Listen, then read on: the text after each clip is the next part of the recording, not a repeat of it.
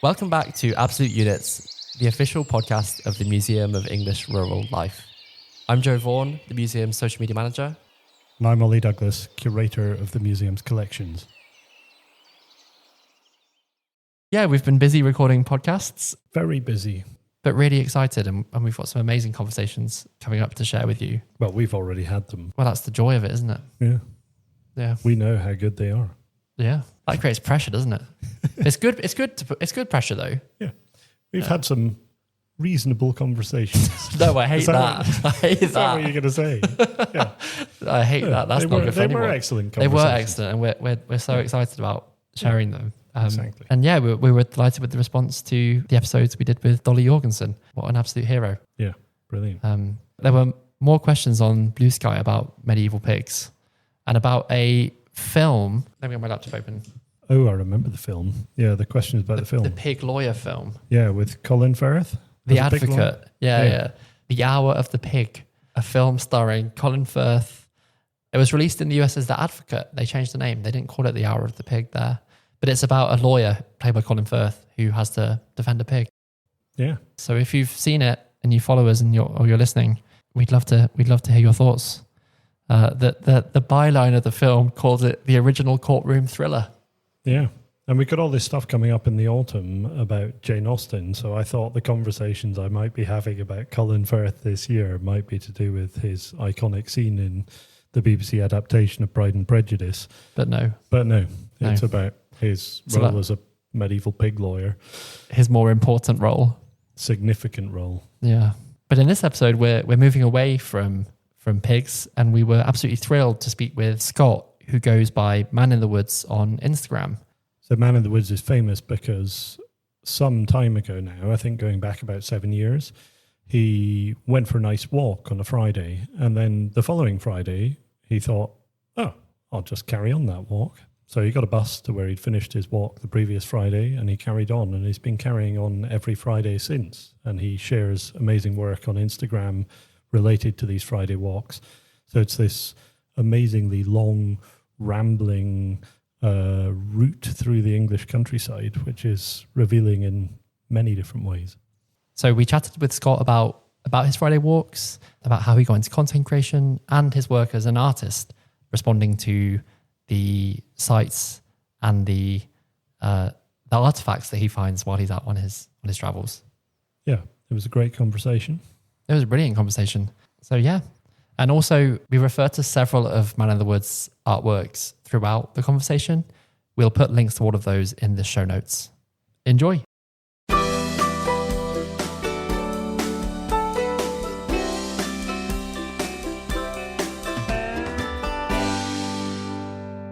Welcome, Scott. It's great to have you on the podcast. Thank you for having me.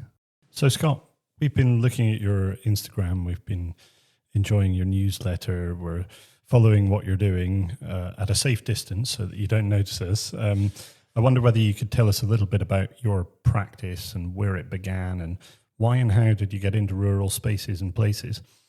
So yeah, I grew up in commuter belt suburbia and I didn't really interact with the countryside or know it at all.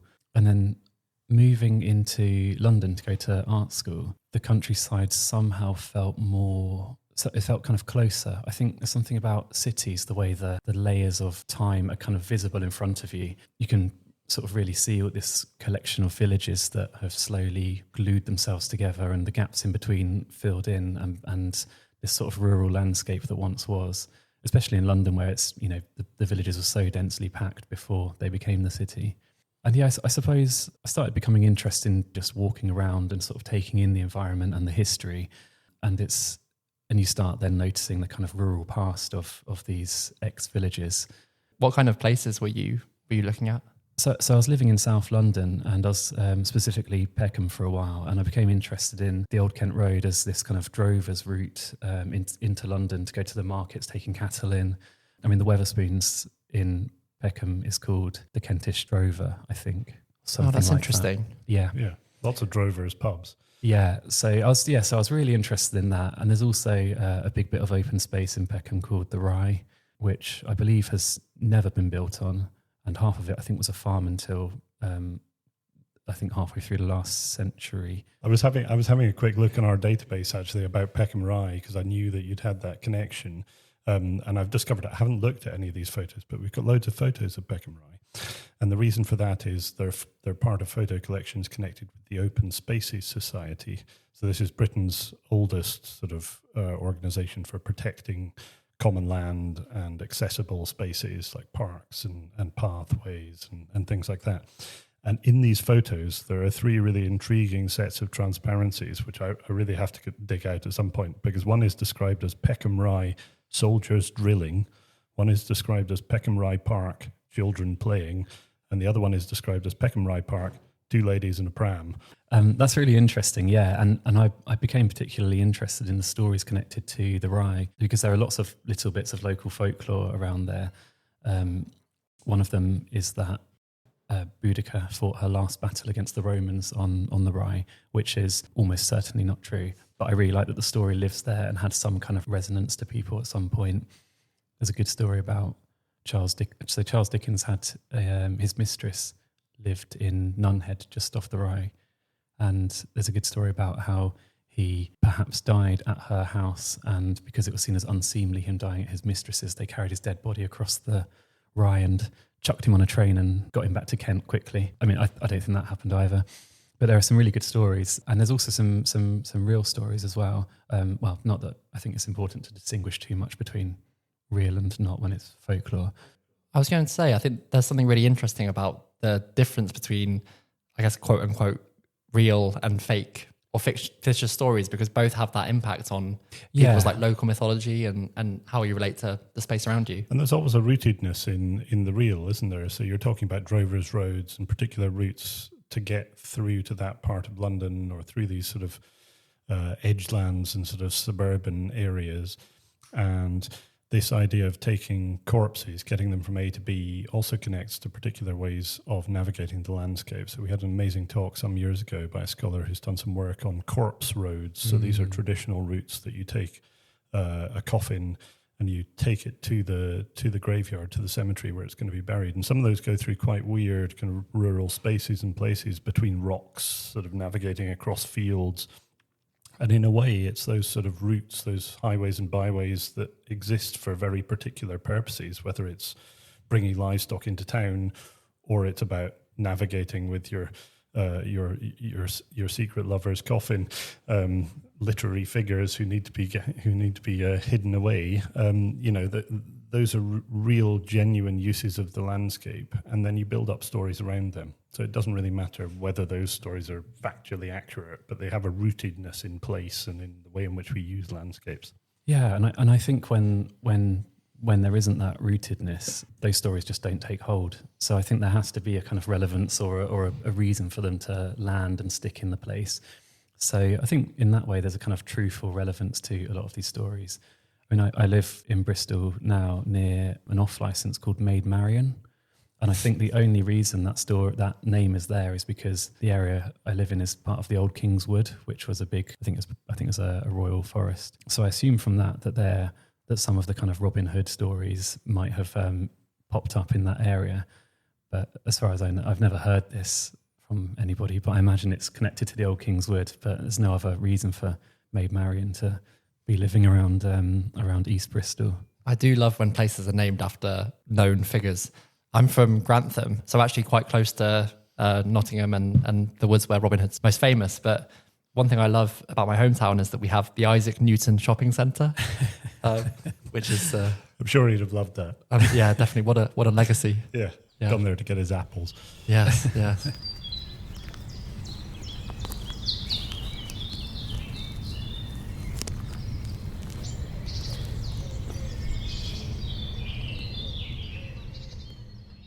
So turning to some of your practice, you're best known, I think, Scott, for these amazing walks. And I've been digging a little bit into this, and I think in some ways this rootedness in walking around in an urban place but discovering the countryside feels a bit like the sort of Parisian sense of the flaneur, where you're wandering around Paris and you're sort of experiencing urban culture, but it's got this rural flavour to it. I think that's really interesting, that actually you've taken something that was triggered by the experience of being in an urban centre, and we're obviously sitting recording here in the middle of Reading, big town, not very rural, but we're at the Museum of English Rural Life. We play with that tension here in the museum a lot. And I wonder whether you could comment a little bit on that and maybe explain the origin of your Friday walks, and what are they and how did they come to be?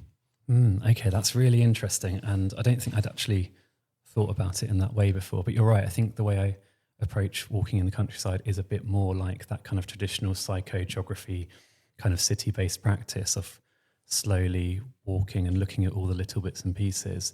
I think there's a tendency for people to walk in the countryside more as something of a mission, like we must complete this distance, or we must get to this place and see this viewpoint. People don't often walk aimlessly in the countryside like they might wander around a city street.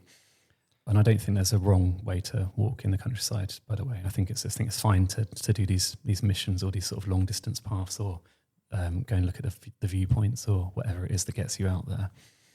I started my Friday walk when I found myself living in Salisbury in Wiltshire. I think I left London when I felt a bit burnt out. I had an office job at the time and I really loved London, but I felt like it had run its course living there for me at the time. So me and my partner moved to Salisbury, but we didn't have any previous connection to the place other than just visiting a couple of times. So we didn't know anybody. And I thought a good way to anchor myself to the landscape or to the place would be to walk and get to know the lie of the land, to see where this river's come from, where that valley goes, what that hill is on the horizon. So one day I set out from our front door and I walked out of the city up into the woods, and it was probably about 10 or 15 miles. And I stopped at a pub at the end. Then I got the bus home. And then the following Friday, I thought, well, I can get the bus back to that pub and carry on walking and see what's next. That's basically been the formula for the walk over the last almost 7 years now. I always take a bus, a train, a series of buses and trains to wherever the last walk finished and carry on walking. It's not going in one particular direction. It curls around and turns back on itself like a tangled microphone cable. We've got some of those in front of us on the table. Well, I was going to say we wouldn't know anything about that. But So you mentioned that I've got a kind of an urban approach to country walking. And I think one aspect of that is that I'm not trying to get a certain distance from home or I'm not walking in the same direction each time.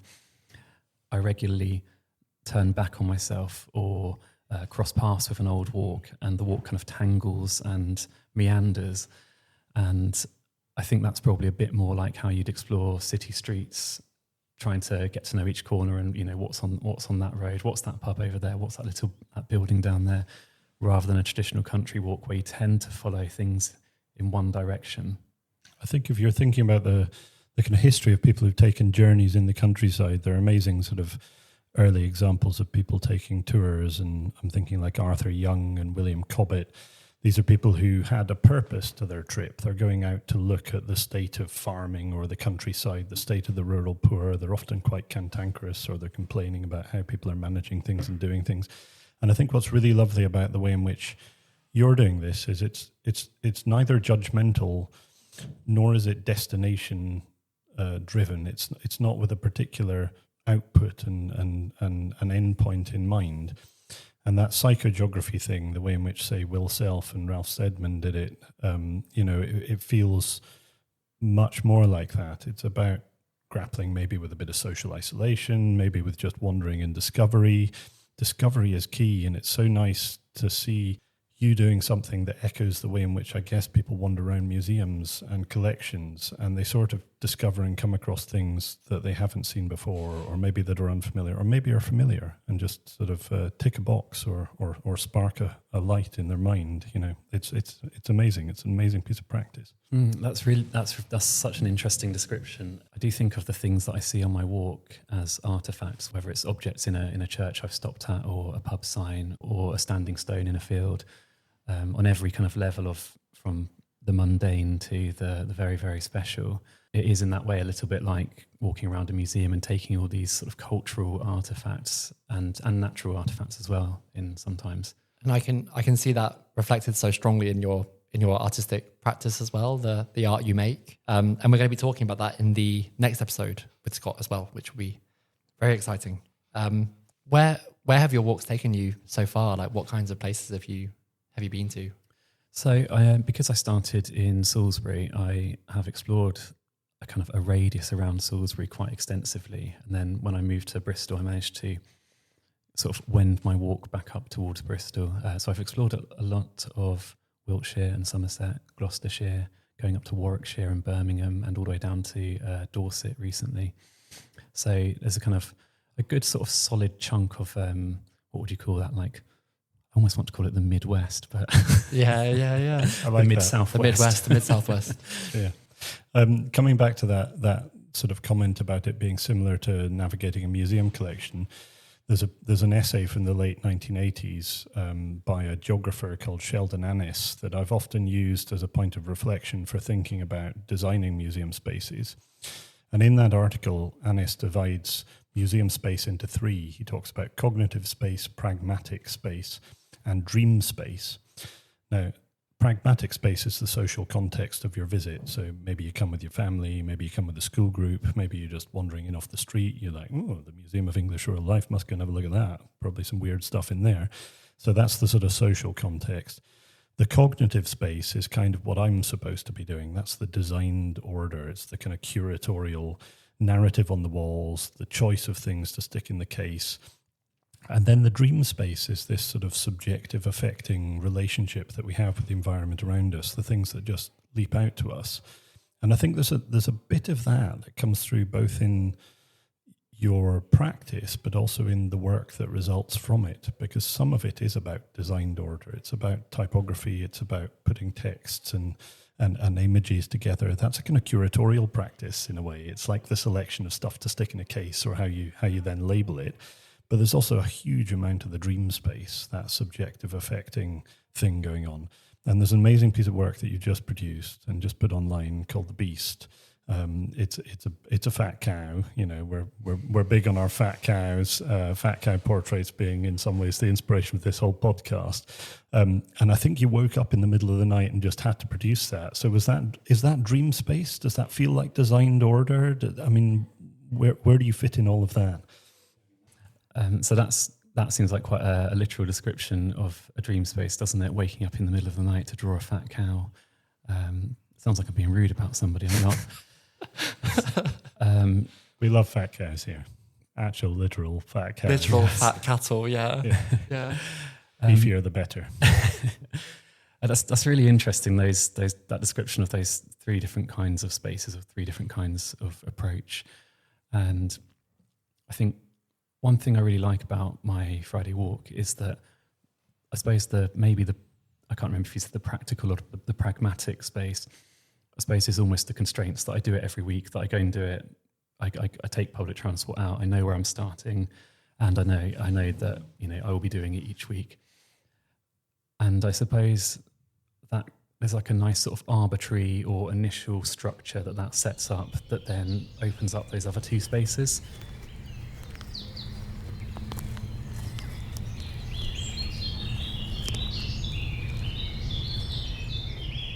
Do you always walk alone? Yes, yeah, always, yeah. I think I'm quite a chin-wagger, and I would distract myself and not look at anything if I walked with somebody else.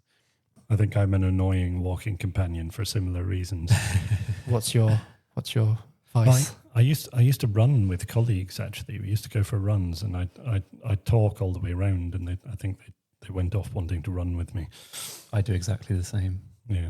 But I guess it's interesting thinking about the different ways in which people use or prefer using these kinds of spaces. For some people, like we were saying earlier about how people use the countryside, I guess everyone has their different preferences for how they use and navigate these spaces. And for some people, chin wagging is the order of the day. I think it's all absolutely fine, however people want to interact with the outside within reason. Yes. But yeah, just going back to those different spaces, it's interesting that I think you sort of described the things that I make in response to my walk, or sort of informed by my walk, as that kind of curatorial, I can't remember what the phrase was you used. Cognitive space. And I've often found there's like a bit of a tension in my work between wanting to make something new, but also wanting to document the things that I find quite exciting that are out there. And how do I add something in that's something of me? And I think, that's interesting that you're sort of describing that in the cognitive sense, because I suppose I'd sort of thought of it more as that kind of dream space. Not that I've heard this definition before, but where kind of almost something a bit kind of spiritual or imaginative kind of comes in and adds to the facts of the place and the practicalities of the research practice. Coming back to those aspects of your conversational ability, you clearly talk to people on your walks, because I came across an amazing sampler that you've done that has little snippets of a conversation that you'd had with the lady who likens you to her son. And I mean, it's an amazing piece of work. So you should go online and have a look at Scott's work and try and find this sampler on his Instagram. Is that part of it, the encounter with people? Do lots of the inspiration for the work come from those encounters? What part do other people play in this? Yes, I love meeting people, and I like collecting the stories they tell, or just the little moments of meeting people. It's surprising how few people I meet, actually. I suppose most people are at work on a Friday daytime, but I very rarely meet many people on my walks. But when I do, I like those sort of little moments, just asking somebody, what's over there, or is there a good pub nearby? What's the shortest distance to that? Have you heard any good stories about these old stones? And they're always really nice little conversations. While I was sort of thinking about this podcast, I was trying to think of comparisons, and I was reminded of some years ago. We worked with the author Melissa Harrison, who's written children's books. She's a nature writer. She's also written a couple of novels for adults. And there's one of her books from a few years ago called At Hawthorne Time. And in At Hawthorne Time, there's a character called Jack, and he's a kind of activist. He's a sort of wanderer. He's sort of dropped out a little bit. And there's an amazing passage in which Jack walks from the centre of London out into the countryside, and he wants to sort of re-engage with the countryside. He's sort of engaging with traditional life and sort of country ways of life. And in order to write that passage, I think Melissa actually had to go and walk the route so that she could describe it accurately. And I think in some ways you're doing a very similar thing. You're capturing these different places through a particular form of creative practice and translating it. So we get a little snippet of your dream space, of your cognitive space, your pragmatic space, your Friday walk, every time you produce a piece of work. In sharing that, do you get a lot of response back from people, and how have they responded? What's their reflection? Is it about their own walks? Is it about your walk? Is it about places that they've been to, that you've been to? Yeah, I get some really good responses. I think a lot of people recognise something that's familiar to them, or I suppose there's some common currency in walking in the landscape. Sometimes not just people in Britain, but across the world, people sort of recognise aspects of it. But I think generally it is quite a kind of a Britain-specific experience because of the footpaths that we have here and the rights of way. And this is on Instagram. Yeah, and I get a lot of people share their own experiences with me.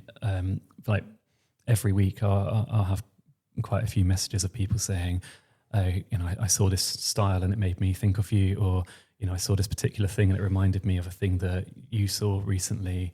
And I think that's quite nice that there's a kind of a wider community and a kind of a way that we can kind of all interact with the outside through a kind of funny digital space.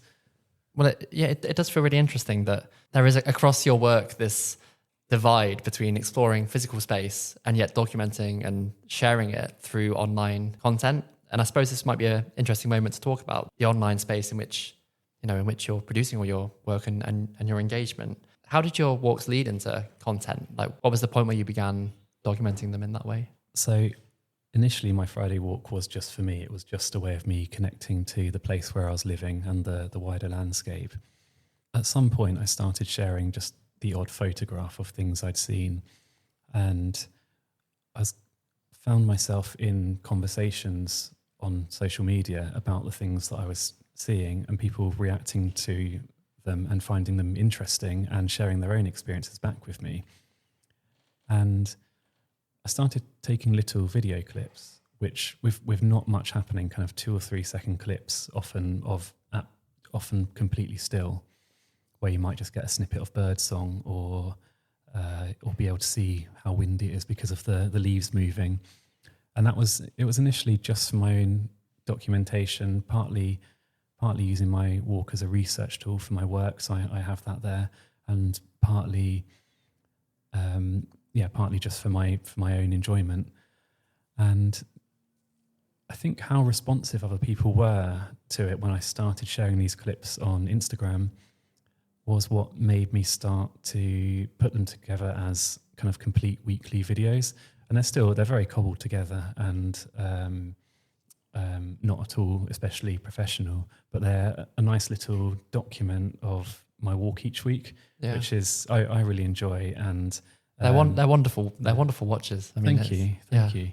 They're an archive in their own right. I think it's really interesting. It's a way of collecting and sort of reporting, and it's kind of what we do here, but it's doing it in a slightly more lived experience kind of way.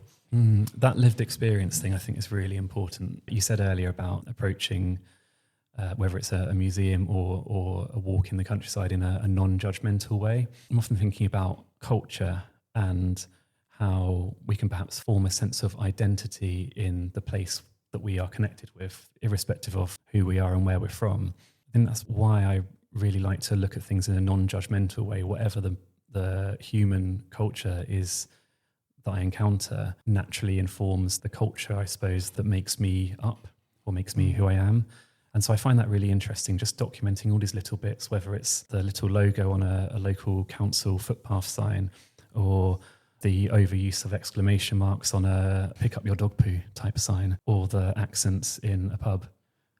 And I think it's really nice just sort of slowly growing this sense of, a lived experience. I suppose it helps me sort of form almost a sense of cultural identity. It doesn't really rely on nationality or kind of quite two-dimensional symbols or motifs that have traditionally made up a sense of your cultural identity, like a flag or a national anthem, which don't really mean an awful lot to me. They're there, but I think there is something striking about how you're using these walks and this artistic process to establish your own sense of cultural identity, and then sharing that online with people, and they having that same experience in response to what you're sharing. That's a really powerful and quite moving element, I think, of online engagement. I mean, we've definitely experienced that here with what we've done on social media. And I think, to be honest, it's interesting thinking about your content documenting your walks, because I feel like this podcast is us documenting these conversations we're having, which feels like a very obvious thing to say, but actually that's maybe the joy of the podcast for us, is that it's an artifact of these interesting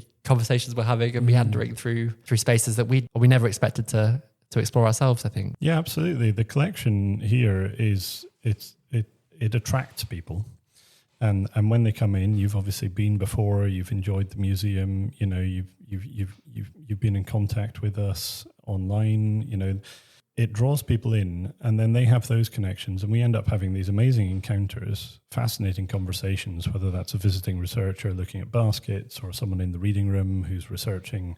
It could be Open Spaces Society photos. There might be someone down there looking at those photos, and maybe just people coming in to look at the displays. You encounter these people, they're having completely different experiences and connections with the collection.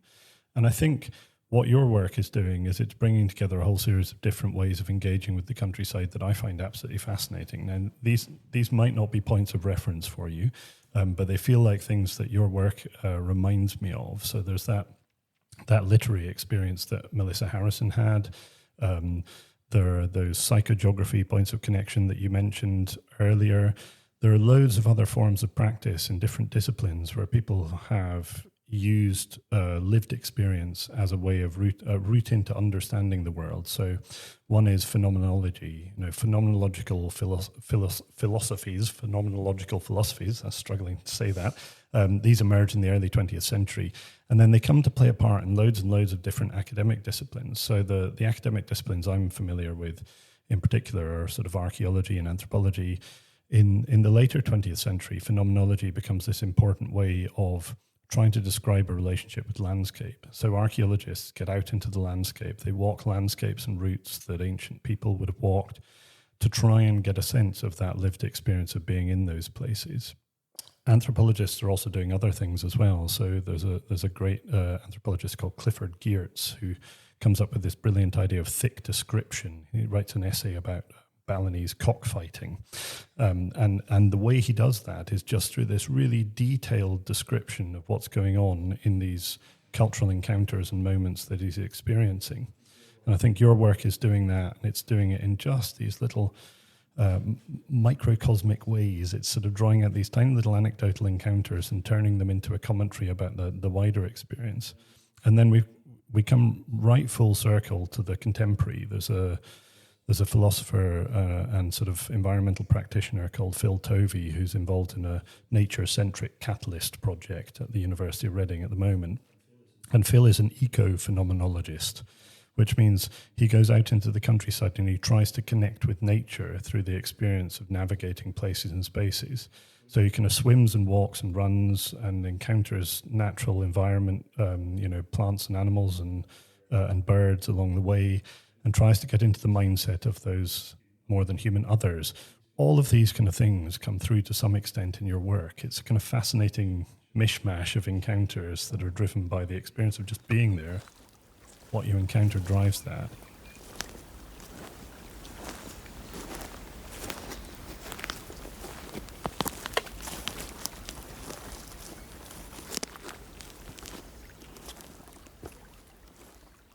I was struck really in relation to that kind of archaeological commentary about the ancient, that you'd recently been to Wayland's Smithy in a landscape I know relatively well, out by the White Horse near Uffington in the Cotswolds. What did you feel about that encounter? You're clearly connected to the sort of magic and mythology and sort of ancient practice of that chambered Neolithic burial tomb. You know, it's clearly struck you and inspired some work. Do you feel that connection to the past in your work? I definitely feel that connection to the past. And I think it's almost impossible to walk in the English landscape without finding a connection to the past. And I think that there's something there that I was probably quite badly trying to describe in my growing interest in the countryside when I was living in London, that the past in London is the countryside because it's pre-city expansion. And I think when you get into the countryside, the past is kind of laid there in front of you in the field boundaries and the footpaths, in the ancient ridgeways, in the barrows. And there's a real magic and power in that, just sort of seeing these places which, okay, they have changed and they're very much human landscapes, but when you can walk along the actual path that people have been walking along for thousands of years, I think it's impossible not to get carried away and to feel a connection to whether they're ancestors in a literal way is almost not really that relevant to me. But those who were here before us, there's a real sort of specialness, and you can stand on an Iron Age hill fort and look across the fields and see some pretty similar views to what those people who originally dug those ramparts and spent time in those places would have seen. You can see the same sunsets. You can walk through some of the same woodlands. I think it's the closest you can get to time travel. I love in London the London Wall for that reason. I think that's one of the rare places in London where you can feel that kind of ancient history in the heart of the city. But it's really striking the idea that a lot of the work in the museum engages with the fact that the countryside is a relatively new phenomenon, because in the past everything was countryside. When did the word countryside start getting used? Was it about 1850? It's round about the time. It's almost exactly the same time that more people live in towns and cities than in the countryside. So the census shows that that's the sort of tipping point where we suddenly become a more substantially urban society, and therefore the countryside is literally peripheralizing the rural. It's saying it's off to one side. That's less relevant, and that's also kind of the point at which I guess it becomes just a space that you need to get through from A to B. So you're pushing back to, the mid-19th century, to when people were just living their lives and using these spaces day to day. That's really interesting. It is a form of time travel. I love that. Yeah. We were all rural once, whether we like it or not. When you were describing people interacting with the museum, and we were talking about a cultural identity as well, I was thinking one of the reasons that I was originally drawn to the Museum of English Rural. One of the reasons I get this all the time. All of the time. Normally Joe's the everybody says things over and over again just to get himself perfect. So. Also, typing the word museum, like so often when I type, I think the typo I've made most in my entire life is just museum being museum. Yeah. Maybe just rename it that. I think we should, yeah. Just accept it. Lean into it. Yeah. Well, sorry, you go first. One of the things I really like about the Museum of English Rural Life is that it is made up of these sort of cultural artifacts that I think maybe have a little bit more relevance to me than some of the other cultural artifacts that we're kind of told make up our identity. So I suppose when people think of Britishness, people often think of, they'll think of a Union Jack and maybe a gin and tonic, maybe a smartly dressed Victorian gentleman. And I think that's absolutely fine if that's sort of something that people identify with. But when I think back to, when I think of my mum growing up in rural Sussex, or pretty much all of our ancestors being agricultural labourers, I don't really imagine that was their day-to-day reality, wearing a three-piece suit with a twiddly moustache and a gin and tonic, wearing a top hat and singing the national anthem. Whereas the footpaths and the general ephemera of the countryside, the lie of the land, is very much part of the cultural history of sort of ordinary working people. And I find that a much more powerful connection and a much more kind of relevant connection. It's striking, actually, because you've verbalized, I think, this disquiet that I've always felt as well when you look at representations of Britishness and English culture as being that very highbrow thing. And then, I think about my own childhood growing up in the Midlands, and there wasn't a gentleman in a three-piece suit for 100 miles. I suppose it's also interesting to think about that pushback happening. Pushback's the wrong word, but almost like a kind of a reimagining of what symbols define us. Thinking about that in museums today. So London Museum, for example, recently rebranded, and their logo now is a pigeon, and sometimes a pigeon doing a poo. But it's really interesting thinking about the symbols that actually better define, and that they arrived on that logo through consultation with local people, thinking about what would a logo be that actually defined the London that people know.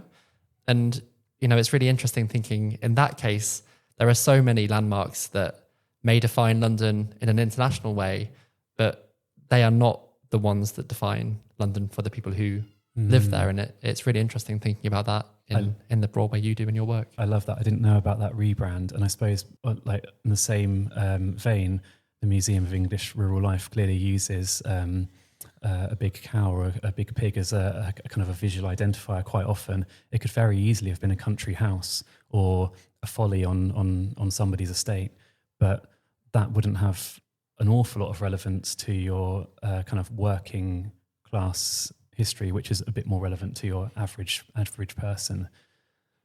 Yeah, we talked about livestock portraiture in an earlier podcast, and in that, I think we talked a little bit about the roots of that being involved in animal improvement, so sort of livestock improvement.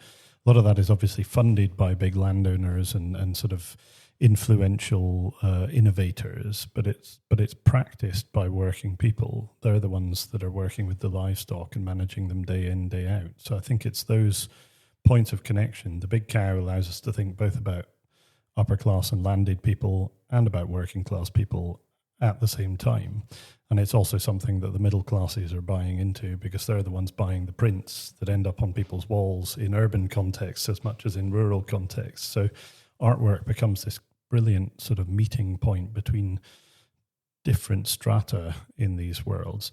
I think what I love in your work, and it's twofold. One is the capacity for me to find points of personal connection there. So I think I've mentioned this to you before. You've done an amazing version of a sort of memory you have of a pub sign for the Pilchard Inn on Burr Island.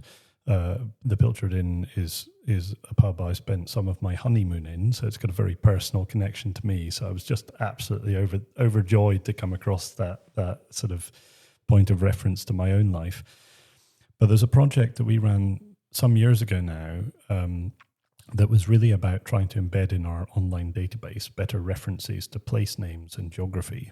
And it was called Sense of Place. And that was partly so that people could search our database and maybe find stuff connected to the places that they know or have been or that they come from. But it was partly about acknowledging that we've got all this stuff in a shed in Reading, and it's been brought from all these different parts of, not just within England, but also all these parts of the world. There is stuff from elsewhere in the world as well, hidden in amongst it. And so we can sort of reconnect to those places. So we're building connections, and I think that the other strand of your work is that inclusivity, that way in which you're open to building connections for anyone and everyone. You know, it's okay to just enjoy your work because you like a fat cow picture. It's okay to enjoy it because you like the typography. You know, it's a sort of inclusivity that I like. That's really nice, and thank you. That's a really lovely description. Yes, I'm very. I think a lot about the things I make, probably too much, but in the middle of the night. Yes, same. I could write whole essays about a cow I've drawn, but I also would like somebody to just look at it and go, "Haha, that's a funny cow." I love the cows. Same. Well, that's probably a great place to draw this episode to a close. We'll be back with you next time, Scott, talking about your artwork in more detail, the inspirations you've had, and how you respond to that. So thank you very much for joining us today, and we'll look forward to speaking to you next time. Thank you for having me. It's always good to have an excuse to go to Reading. Thank you so much. Thank you.